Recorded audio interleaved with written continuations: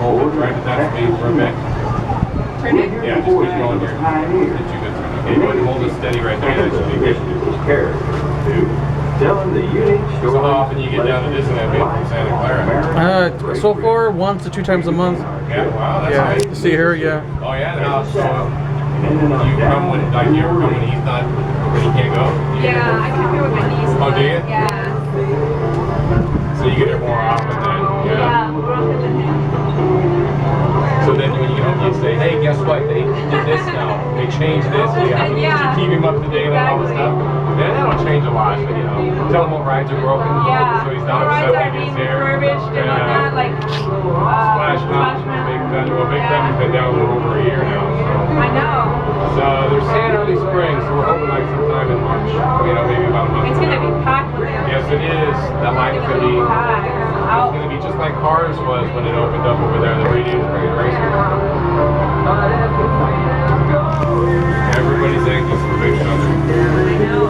So what's your favorite ride in Disneyland on this side? The Haunted Mansion. Yeah, that's a good choice because that was my first one. What about you? The same, or Pirates of the Caribbean. Yeah. And it's funny when I hired in, you know, they didn't ask me, you know, they asked me like, what do you want to do?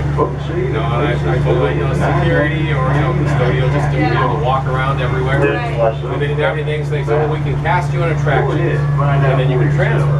But they didn't ask me what attraction was my favorite or where I wanted to go. But I thought, well, cool, you know, maybe hopefully I'll get Pirates of the Caribbean or the Haunted Mansion because those are my two favorites, just being in the park as a guest. And they gave me the Haunted Mansion, or they gave me my little tag to tell me where I was getting trained, so I just I got like, so it was fun. It's been a lot of fun over the last 6 years. 6 years? I've been here 6 years. That's awesome. That is awesome. Alright, so you're going to turn it back towards me to straighten out. A little bit more. Alright, let's hold the stage right there. And now you're going to reach over to the handle on the right and blow the whistle 2 times. That is the wood handle better, yeah. Now the reason we blow those 2 whistles is that originated when Walt Disney wanted to salute Admiral Fowler, who helped him in the design of the river and the boats and get everything going. So they named the harbor here Fowler's Grant. And they just wanted something special. So he said every time we pass the harbor, we're going to salute him by blowing 2 whistles. And that's where that tradition started. Because all of our whistles here have some significance. And along those lines, after a while, they kind of figured out that, you know what, when you just hear the whistle, then they know that we're here and they won't pull out of the dock in front of us. Because it's really hard to see a big white boat with a bunch of green trees behind it. And you can play music. They can't happen to see that, you know. So then, you know, that way they know, hey, here comes Mark Twain. So let's get out of here quick or we're stuck.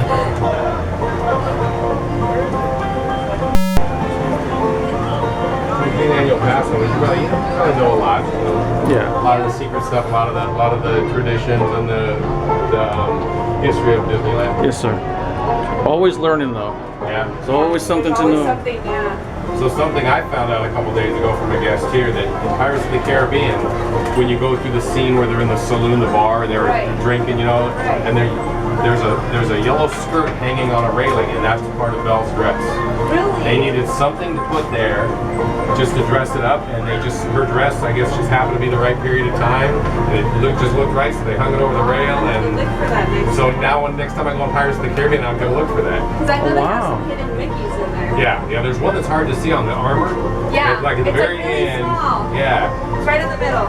You have to really be careful to look for it because you can miss it really easy. Popping. And then there's the barrels that are hanging. Yeah, I guess there's 3 barrels. There's one and then there's 2 more. Yeah, that's a hidden. 5592 That one I knew about, the armor I saw. And there's supposedly one. The seashell one in the treasure chest. See, I haven't seen that one. So where they have the skeleton with the seagull and the other one that's laying in the sand. Oh, really? In that treasure chest, there's a seashell. Yeah. Wow, I never knew about that one. Really? So I'll have to look for that one too. So I've got to look for 2 things in there: Belle's skirt and the seashell. Probably wondering about those calls. That's the legend. Calling out the depth mark. So you probably know about the 3 hits from Country Bear Jamboree that are still in Winnipeg. Yeah, you got your head has to completely turn around to see it. You have to really turn around and look for that to see Max, Buff, and Melvin hanging around. It means the I water heard that they're is still too there. fast deep. And then the New York parking lot sign in Indiana Jones. To travel. Yeah, I tried to look for it, but I couldn't find it. Okay, when you're in the projection room watching the guy demonstrate the seatbelts, once you get all the way to the front, if you ask the cast member there to show you, he has to shine a flashlight because it's back behind the projector. Oh, okay. The only way, it's really hard to see it unless you have a flashlight. He'll shine it on there for you. You can see it. That was to be a I tried a couple times to see if the lighting was right. Yeah, I couldn't see it. And I know where it is, you know, and it's hard to see. These ambitions faded. Steamboatman always remains. Of course. So you know like the survey marker at the exit on the other side of the castle? The center of the park? Yeah, the center of the park before you go to town. It's that gold. Yeah. Oh, okay, yeah, I saw it. Okay, here's a little history that you may not know. On the wall, down in front of the Haunted Mansion, when you're on the lower walkway by the raft dock, there's a wall. There's one arch.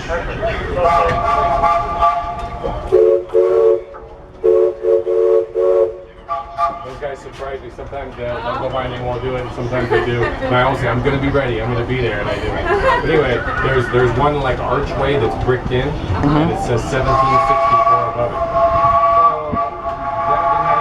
1764 was, so I actually called our archive department, and they said that 1764 was the year that the Spanish took New Orleans from the French, and in that same year, the first families from first Acadian families from Canada moved into New Orleans and started the Cajun culture. Wow. So that's what that is. Unless you Googled like what happened in 1764, you know, you probably would never be able to find that out.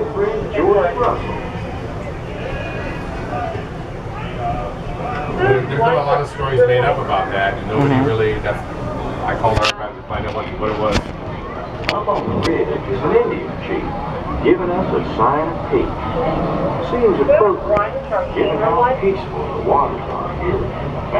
Somebody even said that it was a grave, because you know in New Orleans all the graveyards are above ground, and they're all like blocks and bricks and you know everything everybody buried above ground. Somebody said that was actually there was like a casket in there, and then they just bricked over it. Because that used to be an old cemetery. Oh, really? Oh, no. That's No. stories.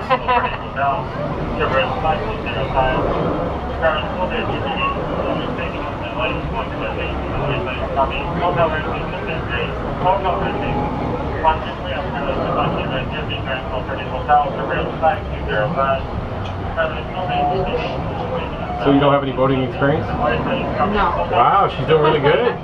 Yeah. I may even give it a try because I don't want to do that. Ahead is So did you go over to Torrance? I was born in Culver City and moved to Torrance when I was in 12th grade. Okay. There it is Yeah. not. Young Brett. If I'm translating properly, he's telling My wife a went to story Torrance of how High. She grew up there. Yeah, that's where I went. Torrance. Did you really? Yeah. Wow. She was, let's see. She was an athlete. She played softball, she played volleyball, she played soccer, and then she coached. She coached for a little while. I can't remember if she coached softball or soccer there.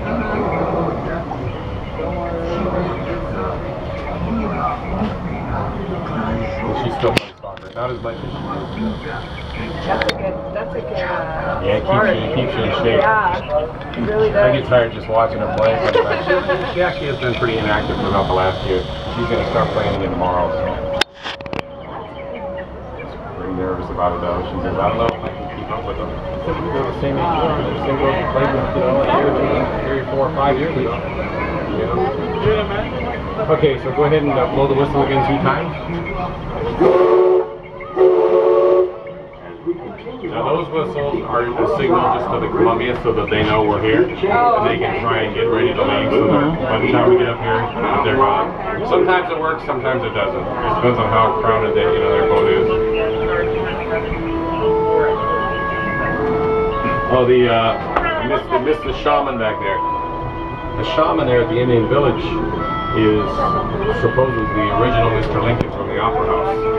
Yeah, the great moments of Mr. Lincoln. That's the original robotic animatronic No way. from there. That's awesome.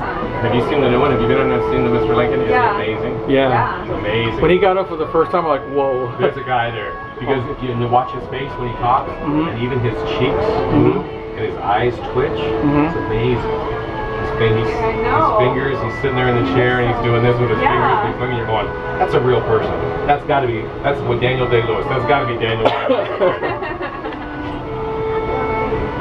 Yeah, they did a good job on that.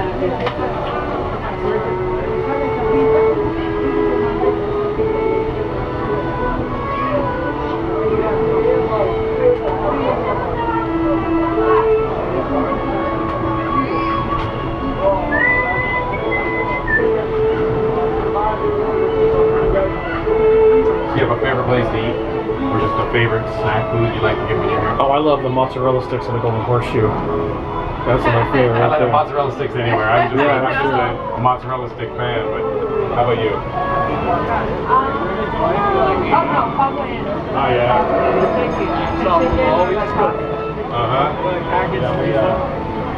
We like to go to the pizza port and have the pasta, the chicken fusilli, or the celestial Caesar salad.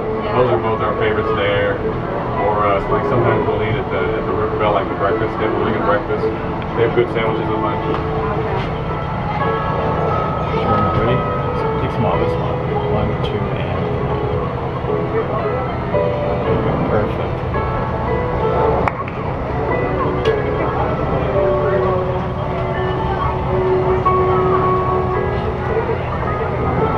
I've never been this far. That's Pirate's Lair, Tom Sawyer Island on the starboard side. I tell you, if there was one thing young Tom always Just stay in the water, you're doing good. It was a pirate. As I go up back over there, I end up on the other side. Go to school and walk. None of that bullshit. See, pirates don't have to do anything. So Ernest and Karen, right? Yes, sir.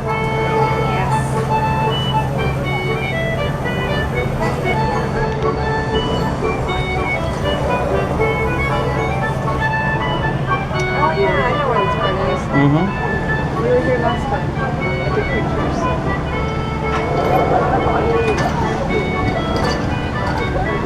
All right, Karen, go ahead and blow the whistle 2 times. And ring the bell 4 times. This one's a bell? Mm-hmm. Yeah.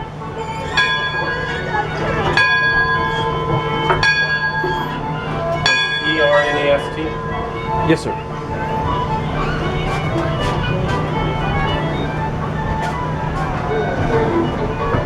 As we steam back into civilization along the Rio Grande, you can see the towering views of Big Thunder Mountain off in the distance.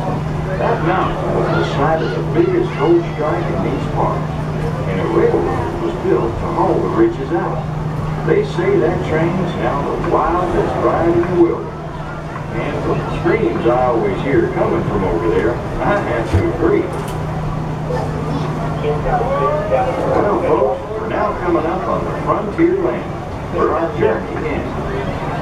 On behalf of our entire crew, I'd like to thank you for visiting us aboard the Mark Twain.